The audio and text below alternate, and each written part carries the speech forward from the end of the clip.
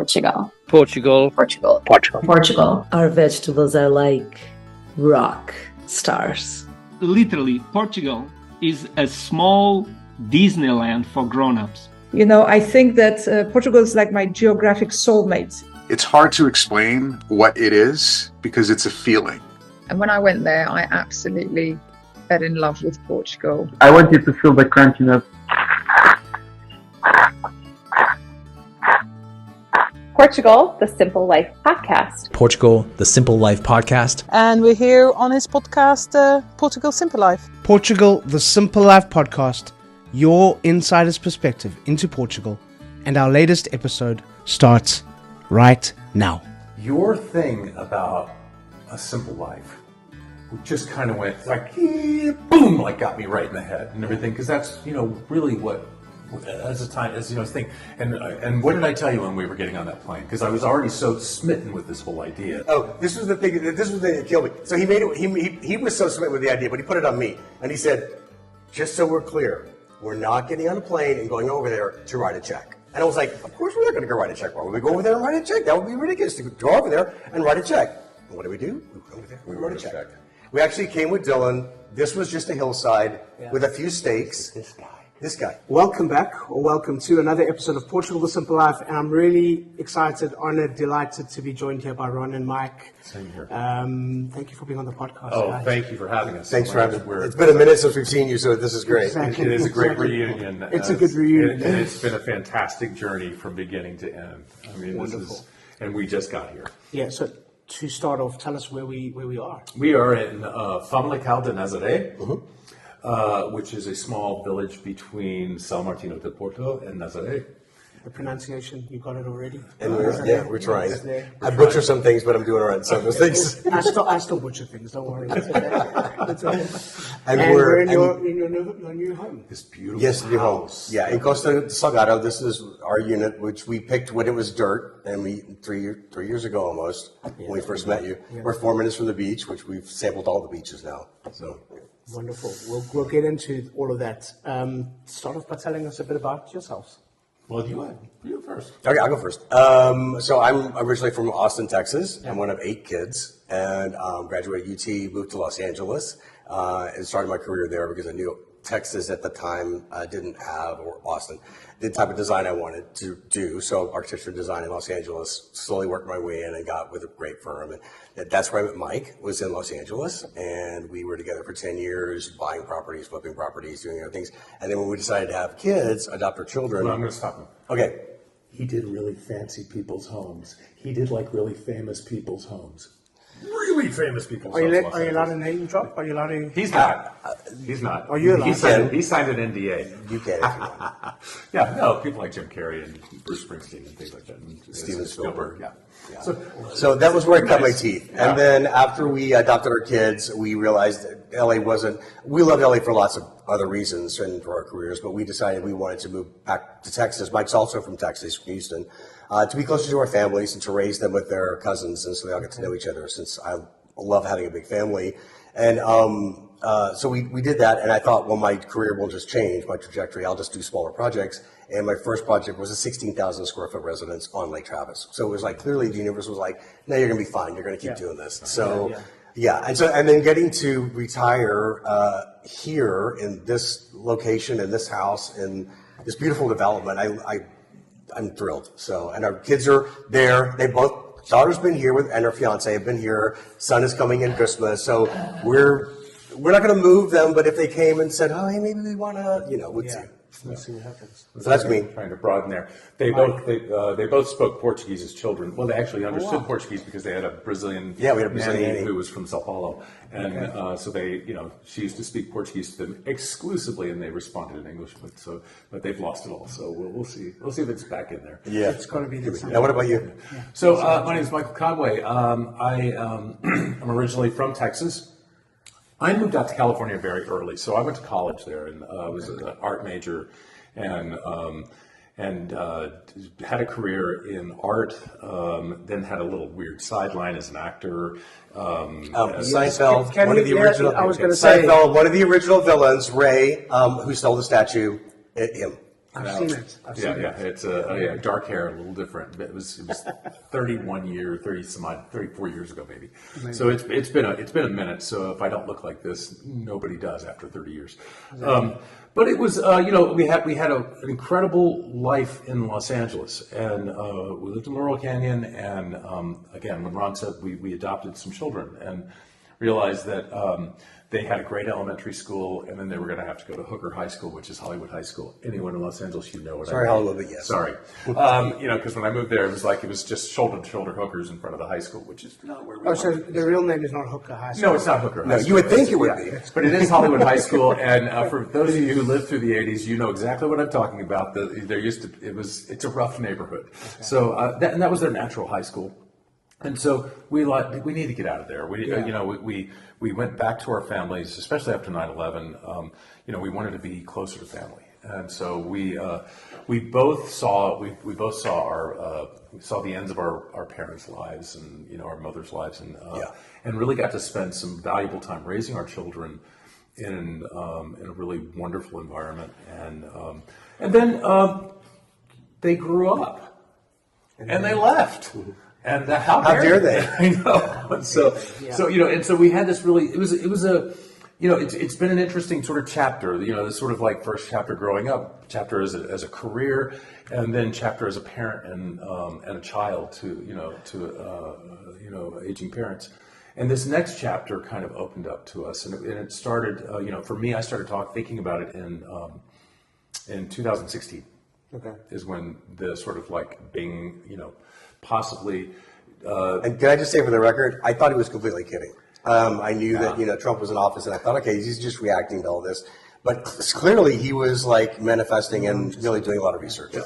Just if I remember correctly, from when we first met, you guys were one of the first marriages to take place when. It was first yes, in New York. As soon as it was legalized in New York, we flew to New York because I know that's his favorite place in the world. And he had always sort of been like, we had a lot of legal protections in place for our children and things that we didn't have because we couldn't be married before then. And then when it became available in New York, I said, hey, listen, just to say we're two guys talking, if we could go to New York, get married, would you want to do that? Yeah. And we did. And a lot of people got married before us. The thing that we really were the sort of like part of the front line of was adopting. That was really the stuff that was, there was a little group of men that used to gather in Beverly Hills in a park, bring potluck and everything we talked about. And then bring their babies. How are we going to adopt? How do we do this? So that was an amazing adventure. So. Okay, so let's talk about the latest chapter. Wow. Yeah. What's happened? So you came up with the idea. Well, what's happened that brought you to this point? Well, I first. I'm gonna let you tell your story. 2016 happened, and I just all of a sudden started thinking, I don't recognize where I am anymore, I am American. I am like that, but I stopped recognizing the kindness. It started becoming so divisive, and I thought I wanted to open my mind up a little bit more to the world, because in the United States we are so isolated. We really are. We only see things from our point of view. We only speak English usually. It's like that. And it really was. I subscribed to a Expats magazine. Gotcha. Countries that came up: Costa Rica, Panama. Yeah. I thought mosquitoes, because the mosquitoes love me. So, and then Portugal, and I thought, I speak Portuguese. I don't. Let me just tell you, I don't speak Portuguese. My best friend from college was from Rio de Janeiro, and so he taught me, how to cuss and how to say certain things in Portuguese. Yeah, I learned the bad words when I first came. Exactly. You have to in a foreign language. Give me the dirty words. So I came here and I was like going, "Bom dia, como va você?" And the people were like going, "Slow down, no, that's Brazilian." So, first of all, no. Yeah, no. They were like, "We'll speak English," and so so I've learned how to say "bom dia." Yeah, if you were still speaking Brazilian, you'd be calling me Gillen. Exactly. And so, and I love the way Brazilians speak. So it's it's like poetry sometimes. It's like music. Yeah, it is. So, but I'm going to jump in real quick. So that was 2016. So in 2022, my 60th birthday was starting to come up, and it was weird because I had never thought about I love design and architecture so much, and I really enjoyed my clients, and they love to spend money, and you could design some really beautiful things. And I thought I'd just be doing it for a long time. And I finally got the bug, like maybe I do want to retire. And so I one day I said, okay, Mike, so I know you've been kind of researching. What have you discovered? Because I think I might finally want to retire. And he's like, finally, so as he started explaining to me that he researched these different countries, he said, Portugal. And I said, well, I don't know much about Portugal. So we started doing a little bit of work. And I said, well, why don't we go visit? We planned a 10-day trip to come visit. It's my first time in the EU, So which is crazy. 2022. It was my second time. He'd been there once for business.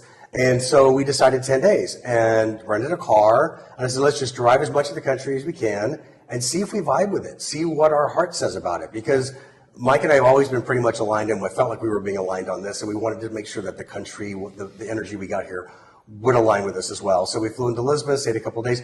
I had done some research online and found Dylan and Portugal Realty because they were doing some modern architecture, which I'm a huge fan of. And I loved the product that they were doing. Had seen a couple of developments, and there was a new one starting. We had watched the 100-foot wave. So Nazaré was on my radar. So that was a big draw for me. So we set up an appointment with Dylan while we were here. And let me just say something. This guy, even when we were in the U.S., this guy had already sold us on this dream. And honestly, I was just like, your thing about a simple life just kind of went like, boom, like got me right in the head and everything. Because that's, really what, thing. And what did I tell you when we were getting on that plane? Because I was already so smitten with this whole idea. Oh, this was the thing that killed me. So he made it, he was so smitten with the idea, but he put it on me. And he said, just so we're clear, we're not getting on a plane and going over there to write a check. And I was like, of course we're not going to go write a check. Why would we go over there and write a check? That would be ridiculous to go over there and write a check. And what did we do? We went over there. We wrote a check. We actually came with Dylan. This was just a hillside with a few stakes. This guy. And we walked the properties. We picked out which one was ours. And then 4 minutes over the hill to our beach, we call it our beach, to the beach, we sat there and we said, let's really think about what we're going to do. And then we went back to the Airbnb, which we had rented as a Portugal Realty property, so we could A, see the construction. Very good idea. B, see how it was maintained. Yeah, it was a brilliant idea. Got in the hot tub with a bottle of champagne, and we said, pros, cons. Let's do the list. And honestly, the pros were just heavily outweighed. And we did. We stayed in one of your properties in Salir de Porto. And we got a feel for what this was like, and it was like, this is incredible. The build quality, that was really important for us to see what the build quality was and how it felt inside, and especially especially for me, because my standards have done this my whole professional life is way up here. So I just wanted to make sure that we weren't, that what we thought we were getting is really what we were going to get. And I really felt like that walking through I looked at things like how materials terminated, how are what kind of finishes do they use, and it all felt really good to me. And, then knowing we could come in and add our layer on top of it and customize it for ourselves and personalize it for ourselves. So with that night, we decided the next day we called Dylan and we met Dylan and wrote him a check. Yeah. Let's take a few steps back. Okay. Sorry, I talk really fast. I apologize. He runs. Let's take a few steps back. You've come to Portugal for the first time. It's your second visit. No, it's I've been to Frankfurt. Okay, to Portugal. Yeah, our first visit to Portugal. Yes. Yeah. You've come with this idea that maybe there's something here for us. On paper, everything looks interesting. Right. But you wanted to feel you said you wanted to feel the place. Yes. Yeah. What did you feel as you got here? What did you feel that kind of went? Okay? So it's interesting you say. So first night we stayed in Lisbon at the hotel. I think the thing that hit us both right in the face was we got into bed, turned the TV on, and there was no Trump. It literally was like there's a world that exists without the chaos that is happening at that time, back in 2016, much less what's happening right now. And I think we both just really, for the first time, just breathed a huge sigh of relaxation. Opening our perspective to the world it is a big world. Yeah. And it's not all done at this sort of like teeth gnashing pace where you have to keep going and you have to keep going. Yeah. The people, the pace, when you eat at dinner. So just so you guys know this, when you eat at dinner in the United States, it's like, come on, turn, let's go. You're next. Turn the table. We got to move. Everything's about the tip, and we got to make our money. Everything. You sit down for dinner, usually later than we usually eat, and they expect you to spend the evening there. Yeah, I mean, to interject, I've got to say, because like I was saying before we started recording, I was in the US 2 weeks ago for my first time. We went to Cheesecake Factory. One of our favorite places. It's actually it's fun. Yeah, really good. Food. It's really good. Yeah. The amount of times that the waiter comes over to you and goes, everything okay, all good, it's actually stressful for us coming from Portugal, because you don't see, you actually have to try find your waiter at the end of the evening. Oh, absolutely. It's new for us. You've got to look for the guy. Where are you? We want to pay. Or he's probably gone, he might have gone home already. You need to find one of his colleagues. And I found they were just trying to turn the tables as quick as possible. And I was like, eating shouldn't be stressful. Eating shouldn't be this The first stressful. time that you and I we went to lunch. We had that late out place. Yeah, right down in Pamplona. And I learned and everything. You had to sit there and you were like going, 5 favor. You know. Yeah, you need to get the guy over to you. Yeah. So But they're not in a rush for you to leave. Right. So I think what's interesting, and you were saying what appealed to you or what spoke to you. So we started in Lisbon. So that first night in the hotel, really completely relaxed. Opened the windows. We had an alley view right up to Get the screen. to the castle that's right there. And I remember thinking, are we holding? No, you can keep that. Okay. and I remember thinking, I can't believe that I'm in a place that has real castles. Again,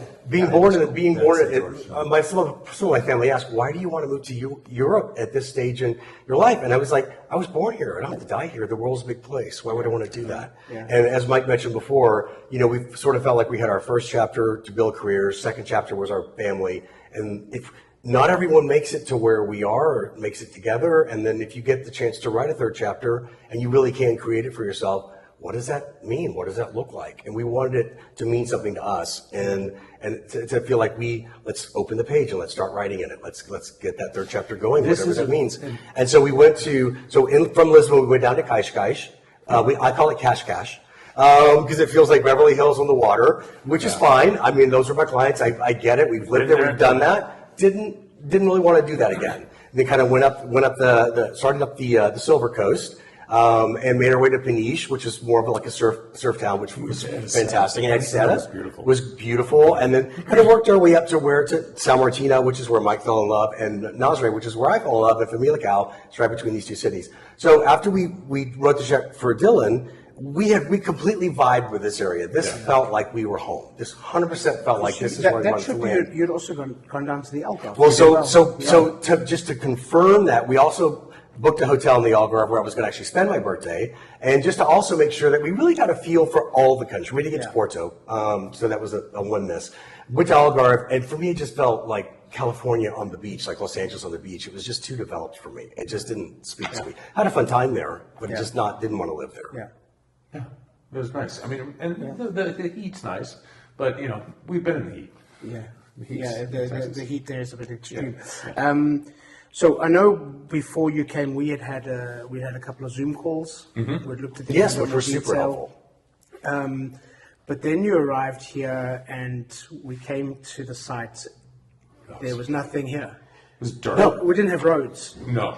But let me say, we were climbing over. We were like Back to the Future. Where we going? We don't need roads. Well, exactly. And so for someone like me, with the experience that I had, building hillside properties or everything, I'm used to seeing it's just a hill, but knowing what it could be. Yeah. So it wasn't hard for me to imagine it. What was hard for me to imagine was where exactly did I want the house to be sited. And so luckily, I think there were only 2 other units sold, or 3. So we had a lot of opportunities. And for me, it was, do I want to go back up on the hill for the higher view? But then that meant I would have houses in my view before I saw the view, or to go down at the bottom where we would have a view and it would just be us and then everything else spread out. And so I love where we picked, because you look from our house and you look out over the valley and with the sun rises and it's all misty. It's crazy. It's incredibly magical, and again, the United States only has a history that backs up a couple hundred years and everything. When you live in a place that, the history in this country is like when you go to Óbidos. Oh my God! We fall in love with Óbidos. Óbidos is this incredible castle, and this, and the history and everything of this country. And I've been completely fascinated with the history of this company. Boy, is it complicated.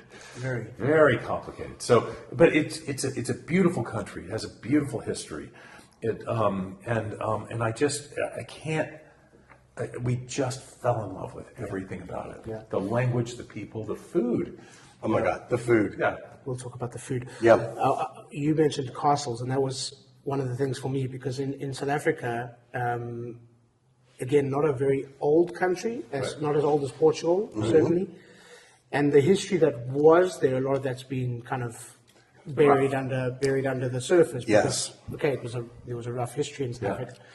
And then coming to a country where you had castles. Like, I grew up watching He-Man and Castle Grayskull. Yeah. You know, and, Yeah, exactly. And then you come here and there's more than 300 castles, and you can go into random villages where there might not be a lot in the village, but the village has a castle. You know? Yeah. But that history is interesting, because the more that I've been living here, the history contributes so much to the way that people live here, and the way that they deal with each other and deal with people. And the history, even though so far behind, is still fresh in their minds. Yes. They don't forget 25th. They don't forget 25th of April. Yeah. Yeah. Like, and they will never let their kids forget it. No. And they don't take that freedom for granted. We talk, you always had the US, the land of the free. When you got here, did you feel freedom? Yeah. Did you feel, I know it's a very kind of layered question, but did you feel like you had freedom here? You talk about rebuilding a life. I felt acceptance, which is really kind of what's becoming more difficult. It's becoming more divisive in the United States. I'll tell you an interesting story with that. Anna, we may just sing her praises most of this time. Anna told a story. Anna was raised in, she's Portuguese, from this area, raised in Long Island. Very much kind of trapped in the middle and everything. She told me, she gave me some beautiful perspectives on how her mother, and her grandparents didn't speak on the street. They weren't allowed to. They weren't allowed to. Yeah. So the freedom that they feel now is like they give that grace to other people as well. Yeah. And it's a beautiful thing. And you felt that? Felt it immediately. Yeah, it's funny. You said freedom. I don't see it as a political freedom, because I never felt like I was politically unfree in the U.S. I feel like freedom is just to be yourself, just to relax, because as Mike was saying, the U.S. is like, are you producing? Are you going forward? Everything is boom, boom, boom. Like, what's your next thing, right? Which is fine, and it's great if you want to move there and build a career. But after 60-something years of it, it's exhausting. It grinds you down really finely. Excuse me. And you don't get a gold watch. And you don't get a gold watch. And so just coming here felt like, as I joked to Mike, I said, let's go build a fort. Right, this feels like we're kids playing in the forest, and like, let's go build our fort to live in till we die or till we do our next thing. Yeah. And this is, for us, it's a way to kind of just calm back down and remember what it was, the fun we had as kids. Yeah. What that's like. Coming back to the fort in the forest, because when we stood here, there was no markers. It was, guys, for 20 years here. Yeah, honestly, it was. It's from there to there, and you see that pole, that's going to get buried. Don't worry about it. How many times did I text you about that? Not that many as you. Not that many, but a few. But it was still a patch of dirt. Yeah. And it was some 3Ds that you were given, and a floor plan, and okay, now you need to buy this patch of dirt, right? And hope and have faith. Somebody's going to build what that's right. they promised. What made that decision easier for you? Firstly, in the moment, like, okay, we're going to put down some money here, but also while you had to wait for this dream to become a reality. So I think actually the fact that we did stay at one of your properties. Yeah. So that was. Yeah. I mean, that really did help. Yeah. A part of their company, SCH, manages properties, and they manage a lot of the properties that you've already built, and that was really so helpful to see what what this was like and everything, and what the end result was. So that gave me a lot of peace. And we sat there, we made those decisions in one of your properties. Yeah, so. and I will say, I did, and guys, it's real easy to find. They have a lot of their information is online. Go to YouTube. You can just see all the videos of all the different developments and the process, and they go back years and years, right? They've been doing this for a very long time, so it's very easy to see the progression of what the earlier units look like, and you can see that they make refinements along the way to get to the place that they are now. So, and Dylan also toured us through a couple of their developments that were not too far out that we could actually walk through, see completed units, see units under production, and it was very calming to me to go, okay, this is it's a machine, but it's a well-oiled machine, and there's a product that they build, and they deliver this quality and this timeliness of this type of product. And so that was a big, like I was able to go, okay, that was a sigh of relief for me. Yeah, I mean, was it a benefit that you were dealing with a group where all of those steps are kind of catered for 100%. along the way? 100%. Did that give you peace of mind? Well, we did a lot of research and listening to other people and talking about the cameras and the sort of difficulty of getting, things done in Portugal. It's and the bureaucracy, which there is. Yeah. It is challenging, and you really need to have somebody on the inside. We could never have built a house here without, I have a hard enough time getting my electric bill in Portuguese and trying to figure out what am I supposed to do and how am I supposed to pay this. Yeah. I can't imagine dealing with the bureaucracy. And there is, and the reason Portugal is as beautiful as it is because of that bureaucracy. They are not letting people build randomly, crazy, without codes and without, sort of like. Well, they did in the Algarve. They did in the Algarve. They learned some lessons in the Algarve that they're not repeating here, which is also why we want. I can see that also having happened in Spain. And it was Spain is right. But they're being very thoughtful about their growth, and I can't. I can't imagine doing this on our own. And the fact that you guys had such a complete sort of like, beginning to end. Now, my mother, we originally had planned to rent this out. This was originally going to be a rental. Yes. And because I had no idea, my mom was 92, 91 at the time and everything, and I thought she's gonna outlive me. And unfortunately, she passed during this time. So it was actually, for the timing, it all worked out where we could actually retire and move. But it was great that you were able to find us a lawyer to help us with the legality of the loan process and navigating things that we wouldn't know. And then also the fact that you had a rental arm of the which was hugely beneficial for us. Right. We were planning on using that. And then your interior design services, even for someone like myself who I have this level. And what you do is beautiful, but Anna was able to help allow me to customize some pieces and really make it feel like it was my own. And I think that's one of the beautiful things that process that what you guys do is you do allow, even though the shell is consistent, which I do really love, that when you drive into our community, it feels like its own little neighborhood, and it's beautiful architecturally. It just makes my heart happy every time we turn in. Yeah. But they all look the same. But then when you get inside, everyone has done such a different job on how they furnish, and I really like that because you see the person inside. And I'm a huge fan of case study homes from the 50s and the mid-century in the United States. Mid-century modern. So and everything, and so this style of architecture. Those are not big houses. Those case study homes are. They were small. They're very small and everything. And these, it's very European sized and everything. But the angles, the beautiful sort of like kind of visual and walls of glass modernity, and of this was really very appealing to us. So, yeah, and I laughed. See the column that's behind us, the concrete column. And they said, "Well, you want us to plaster those?" And we stuck over them and paint them. I was like, "Absolutely not. You touch those, no."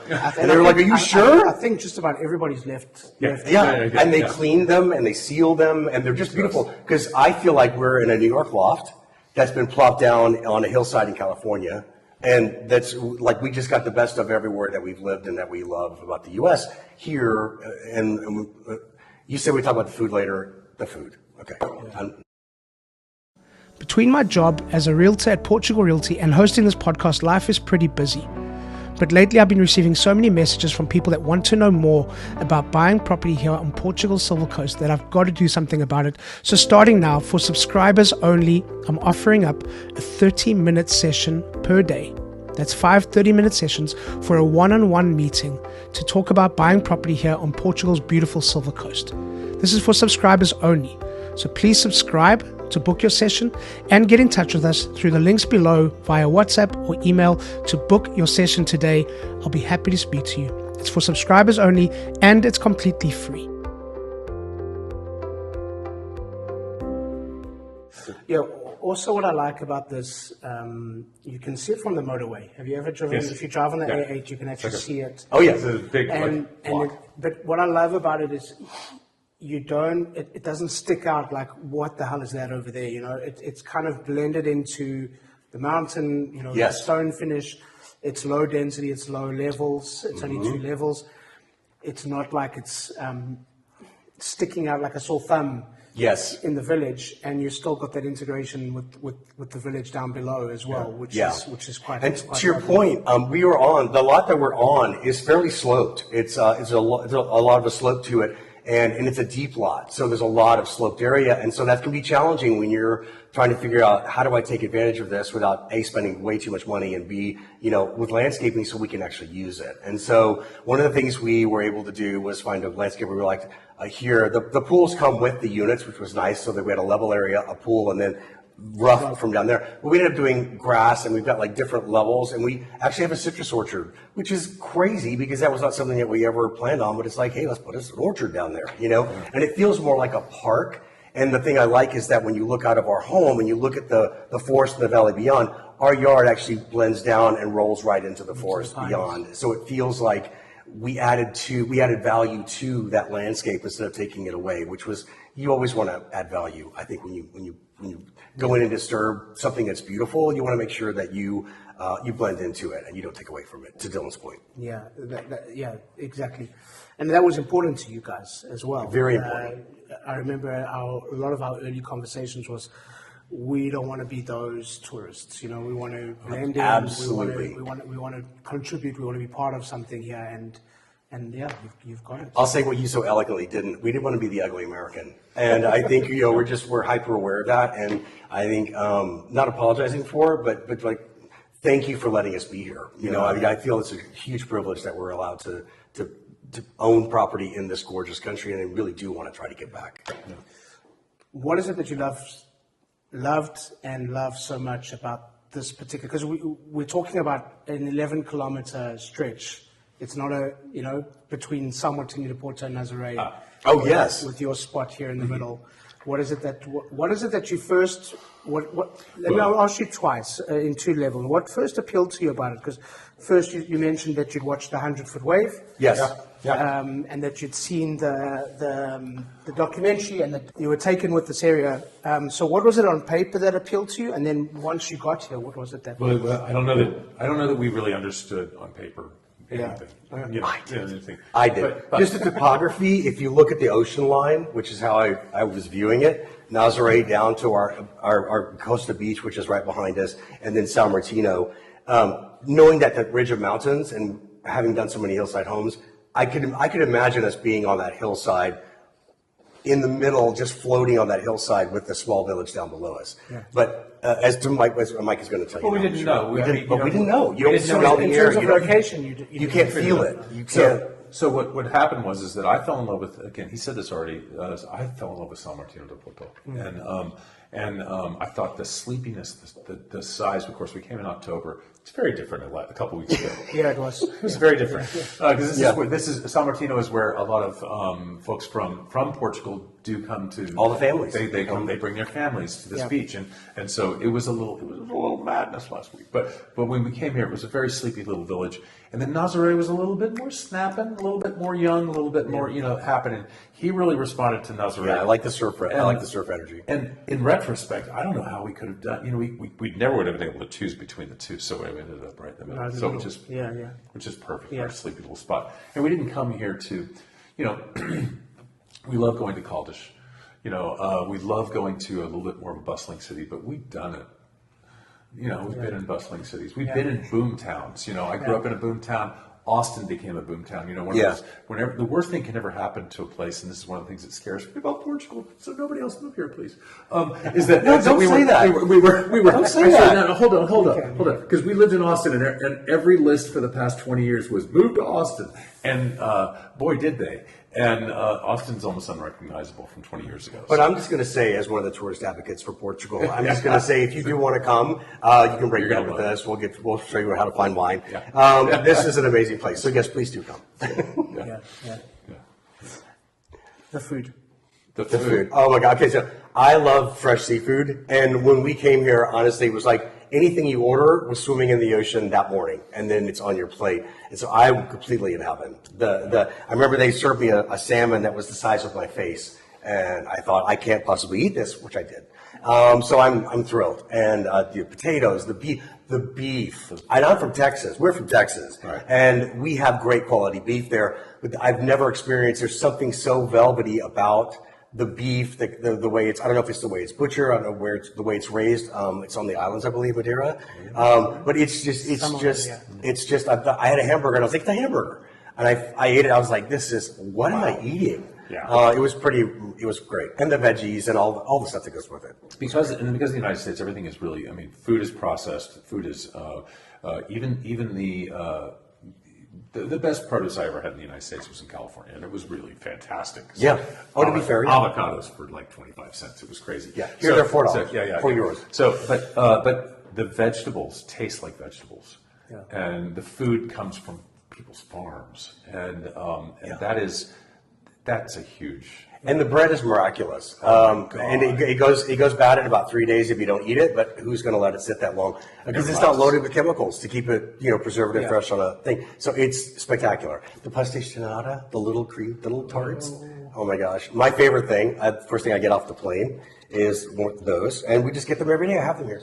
The dogs had their first little taste of pastéis. They were like, these are amazing. And so they've been, so if you have animals, the beaches are, there are some restrictions, but they're amazing with the dogs, and Yeah, well, Salgado Beach for the dogs is the best one. Oh, it's so good. There's no restrictions; you can just go. We let them free, and honestly, they were just like, they took off running and got so far away from me so quickly, turned around and went, "Oh my God, Dad's really far," and then ran back really fast. And I'm like, "Guys, you can run the whole beach. Even It's for them, fine." it's adapting. Oh my God.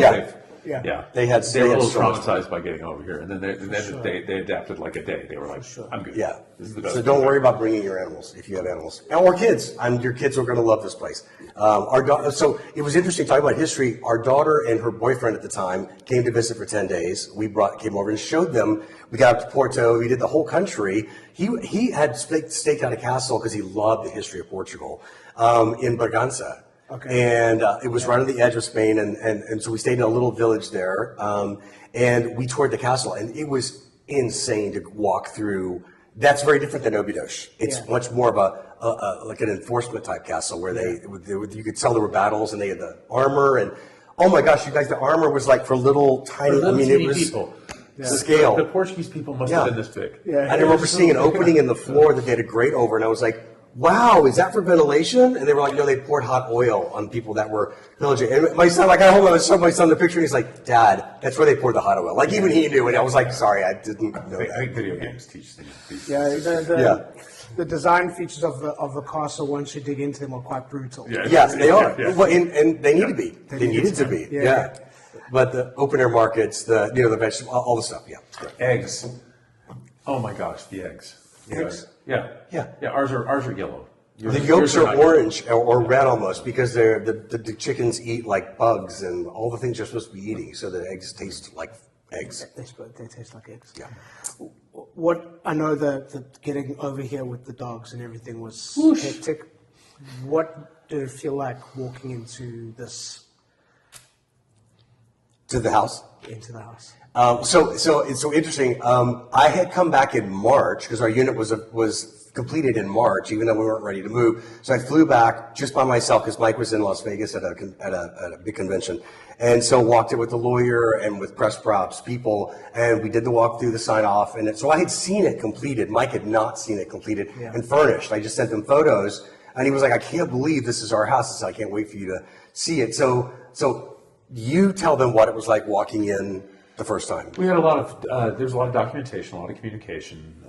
People, Audit sent an incredible amount of photographs. They'd sent us things, and we would see, different stages and things like that. But when you get into it, there's a reality scale shift.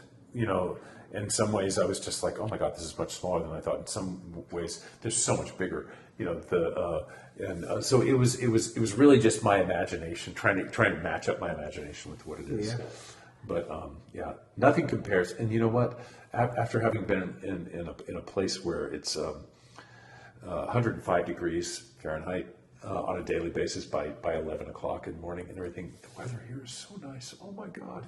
I was just the happiest human being ever to not just be like assaulted by the air, you know? Yes. So, And then to walk through, and also and then to walk through and see, oh my God, this is our furniture. These are our rugs. These are our, and the landscaping was completed about 3 weeks before we got here. So that was done, which was really nice. So to feel the whole thing as a complete package. And everything that you and Anna worked together, he and Anna worked together on this, and it was all in theory, and it was all on paper, and it was samples and this and that, and they were like children in play, you know, a thing just like throwing things down. We're speaking our language, and and everything, and just to see it all come together has been incredible. You've dealt with now coming back and forth. You've dealt with a lot of Portuguese people, the lawyer, your project management, your Anna designing your furniture. You've met people along the way. What do you want to say about the Portuguese? Slow down. Just slow down. Yeah. Those of us who have lived and Anna's a good break because she lived in New York. She was but so she got it. She got it. She could sit there and kind of go bang, bang, bang, bang, bang. Yeah. I got you. You know, I think really slowing down and realizing that culturally, and it's good. It's also for good. A lot of holidays. That was one weird thing. Like we'd sit there and go like, what's going on today? No, everybody's on holiday. Another week. Everybody's on holiday. How many holidays do you guys have? You know. But let me just clarify. Not a bad thing. Not a bad thing. It's difficult for someone outside the culture to understand, but it's great. That's why everybody's so happy. This is culturally one of the things that we're in. It's a healthier sort of like balance of life, and that's the one thing I probably more than anything else is that there's a healthy balance of life. And I think that's been one of my biggest lessons. So what my takeaway from the Portuguese people, incredibly kind. Yeah. Incredibly kind. And I think if you're struggling, trying to do anything, they're more than willing to help you, even if they don't fully understand English. They always are, they're right there to just do it this way or to try to show you how to do it. And I know a little bit of Portuguese. I am going to learn now that we're here and get myself immersed. And I try to use the little bit of Portuguese that I have. And they're so, and I don't know if I'm butchering the language or they're just being so kind, but they're like, it's okay. I speak some English. It's fine. So it's probably a little bit of both, but just incredibly kind. It's the only word that I can use, and thoughtful, and I miss that. I grew up in a small town with all my siblings, and I remember the town being everyone was kind. Everyone looked out for each other, and I feel that energy still here, and it speaks to my soul. Yeah. Very nice. What are you looking forward to with the next chapter? What are you looking forward to doing here, exploring? I want to learn to surf, not the 100-foot waves. I want to learn to surf maybe down in Peniche. I also want to learn to paddleboard, hopefully at Obidos Lagoon and down in Portugal Realty. That's the beach I'm loving the most, right? But I'm hoping we have 2 mini Aussies. I'm hoping that they will let me make them water dogs, and we'll see how that goes. But that would be really fun. That's what I'm looking forward to. And maybe taking up pottery or ceramics. And see more castles.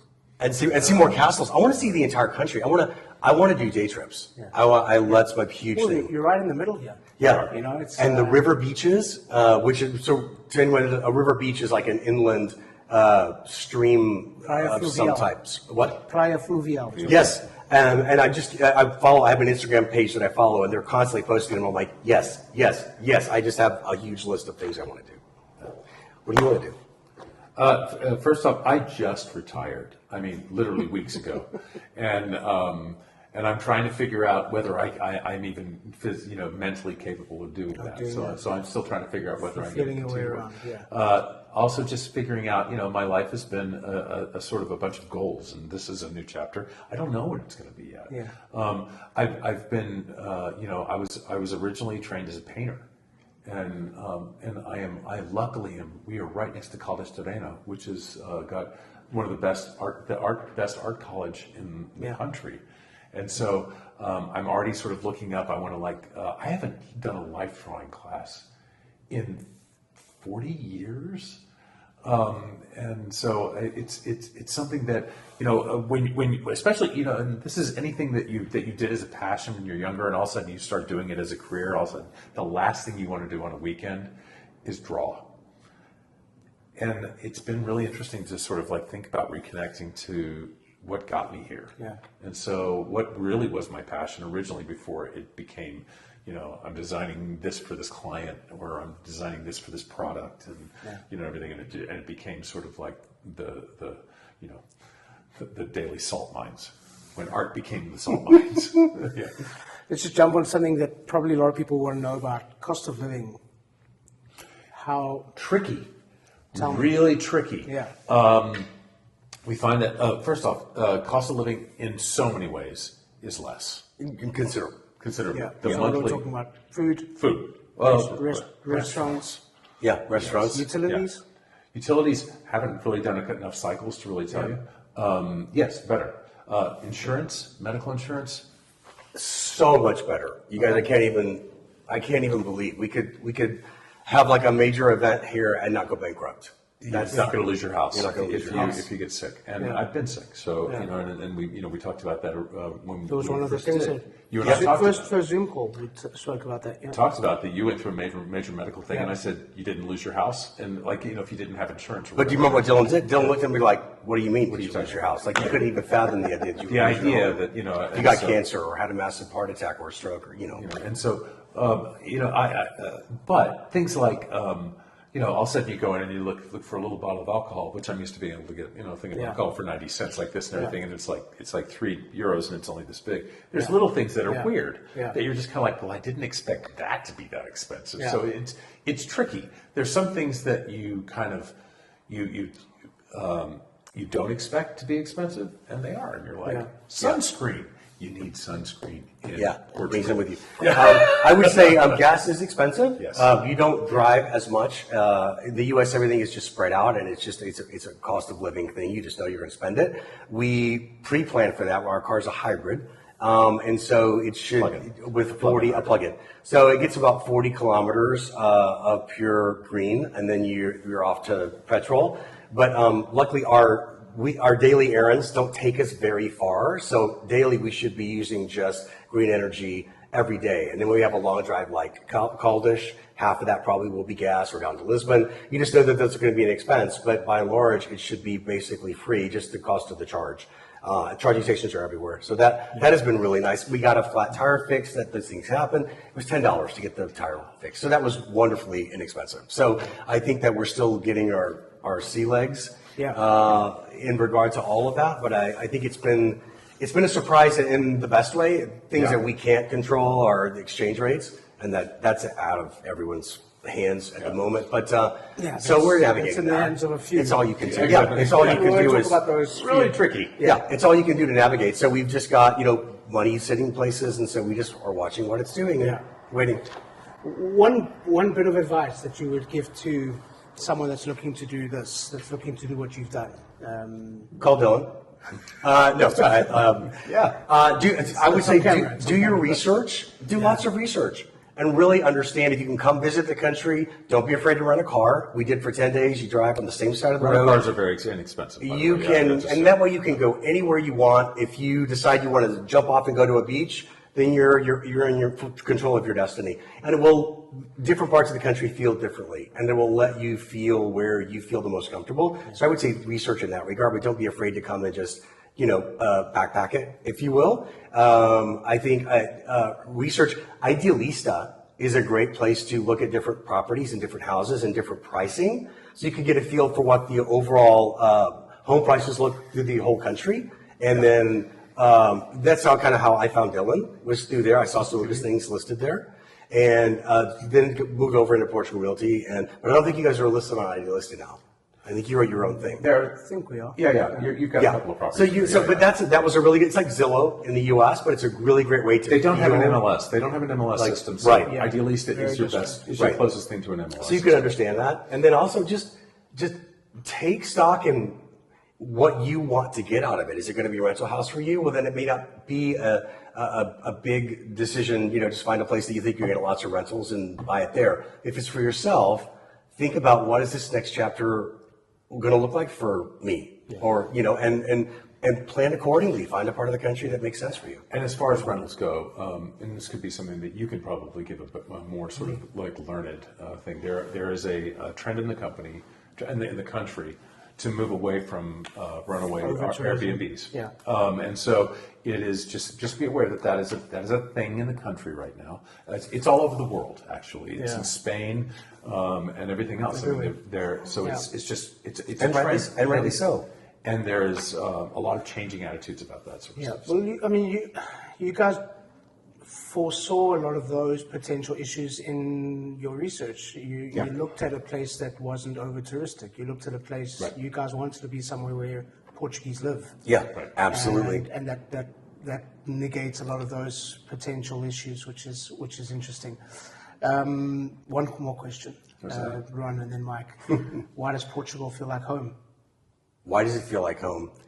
So for me, I'm basically just I'm Mowgli. I'm the kid that grew up in the wild at heart. I'm just a nature boy. So for me, I can walk out this front door and I can cross the street, and there are just acres of hills and trails that I could just walk right into. Yeah. I can breathe and look over the canyon and just know that I could go hiking that mountain if I want.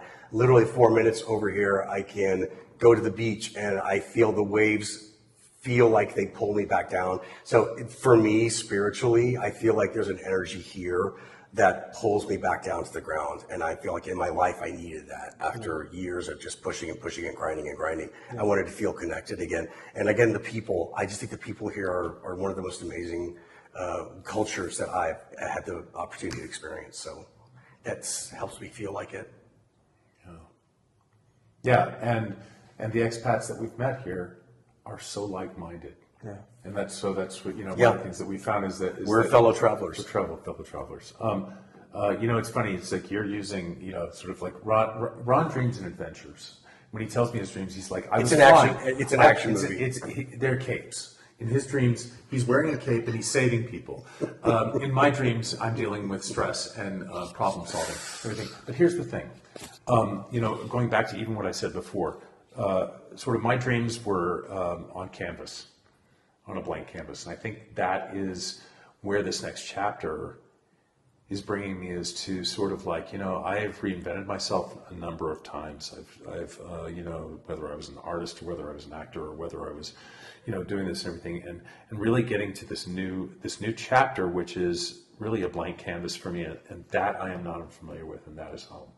And so, and this is the most beautiful setting I could possibly ever think of. Yeah. And it's just serenity, beauty, and I just sit there and I just lay there and I just watch these clouds that are not very far from me. I mean, that's the thing. The first day I just laid on the ground and I just watched these clouds because we're right next to the ocean and they were just flying straight over me, and it was the most beautiful blank canvas I could possibly imagine.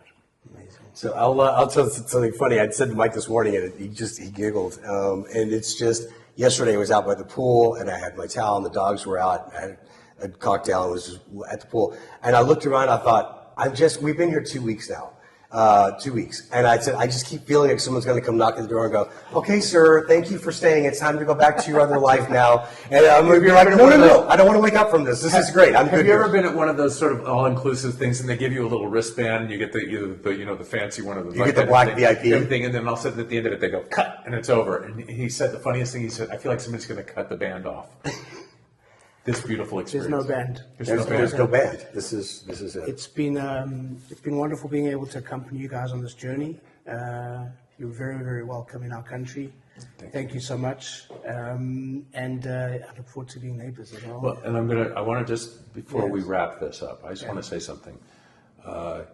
You spoke to where I was. And you are so good at telling the story of what this is and what Portugal is. And I think it's because you're from another country as well. Yeah. You're from South Africa. And you are equally as sort of stunned by it. And those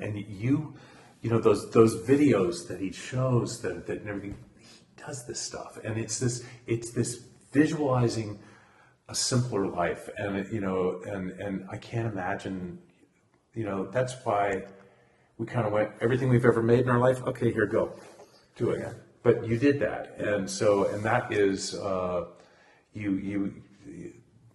just going through idealista list and go, yeah, I want that house. It's a totally different experience than what you talk to us about, which is, this is a shift. You breathe differently here.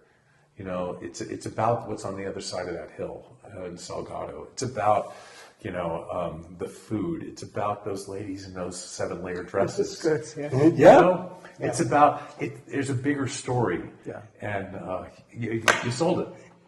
And can I just, so it's anyone who's thinking about doing this, researching all your things, don't feel overwhelmed if you get your toe in. There's going to be things you don't understand. There's going to be processes that you don't understand. Dylan has a great network of people that he can connect you to with regarding like lawyers or whatever it is you need, because it will be overwhelming if you decide to build one of these. It's a process because they do it correctly. And it can be when you're in the middle of it and you're 6,000 miles away, to feel like I don't understand what's going on, I'm stressing, I'm having a panic attack, whatever it is, you can reach out and they've got you, right? And they can explain to you whatever it is that you need and get you the information that you need, so that you go, okay, we're going to be fine. It's all going to be good, and pictures and photographs and things like that. So, yeah. The building process is still challenging. It's still challenging. Process, But if we're going back to the dream and what's delivered, it's quite, Yeah. Amazing. Yeah. Let's go have some lunch. Let's go. Yeah. That's a wrap. Hi, that's a wrap. Did we get to say it? Yeah, you said it. So thank you once again to our guests, and thank you to all of you for listening. Please subscribe, share with your friends, give us a thumbs up, and please leave a comment or a review. We always love to hear from you. Don't forget, Portugal The Simple Life also has a magazine, so download it. It's for free. We'll be back next week with a brand new episode, and as we say in Portugal, sejas bem-vindo. Welcome to The Simple Life.